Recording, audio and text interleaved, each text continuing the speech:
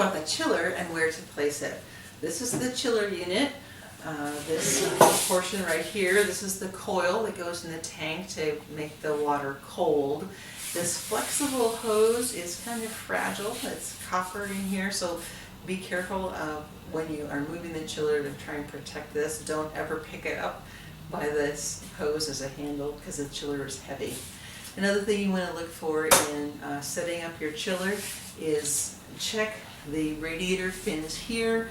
Check to see if they're clean and free of dust. Sometimes dust bunnies will get in there and it can really make the chiller have to work a lot harder, and that wears them out much faster. So you might need to clean that. So treat this part of the chiller carefully. Each of these little pieces is fragile, delicate. Almost think of it like tin foil.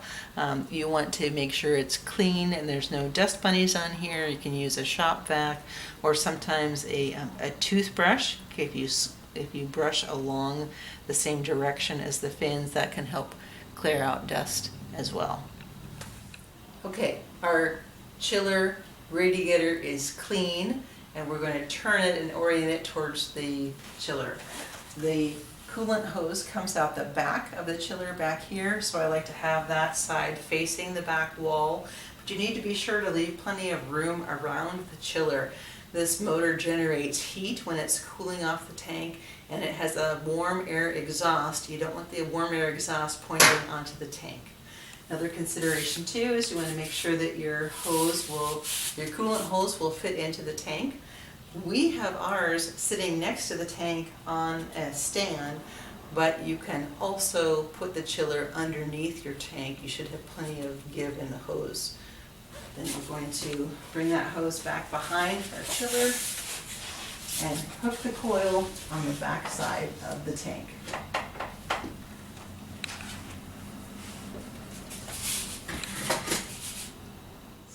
The chiller has a super short power cord. This is not to be plugged into the wall, but it's to be plugged into the thermostat that controls the chiller. The thermostat that controls the chiller has two power lines. One receives the power plug from the chiller. This is what you're going to plug into either your wall or your power strip. The other line that comes off of the thermostat, this is the water temperature sensor. It has a long lead here, so because you need to make sure that this is underwater at all times. It's a great idea to take the end of this and bury it in the rocks inside the tank so the rocks can act as an anchor to hold this underwater. If this lead falls out of the tank, it's going to be measuring the temperature of the air, and your poor chiller is going to be trying to chill your entire classroom down to 52 degrees. That's going to make it work too hard and be unpleasant for you too. Okay, we're getting ready to put the water temperature sensor into the tank. You want to bury it in rocks to hold it underwater, and don't put it right underneath the chiller. You want it to be separated from the chiller so that you're getting more of an average water temperature than the temperature right next to the chiller.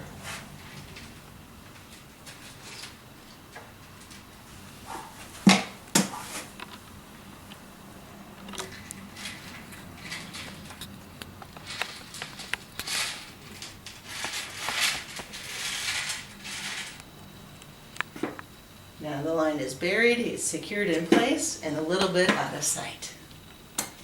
So the chiller cord is plugged into the cord to the thermostat, and it's the thermostat that we've now plugged in.